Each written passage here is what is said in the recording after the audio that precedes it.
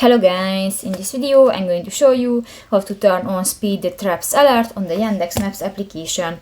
But first of all, I just want to mention, please don't forget to subscribe to our channel, because at 100,000 subscribers we are going to show you our YouTube revenue statistics and growth strategy, how to make money online. So let's jump into it. First of all, open the application on your device. So that's the home screen. Tap to the three line at the upper left corner.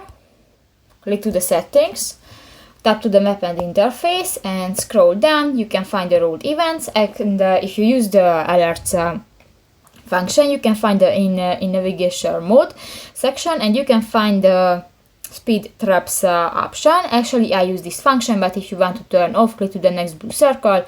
If you want to turn on, click that again, and that's it. So that's pretty much it for this video, guys. See you in the next one. Bye bye.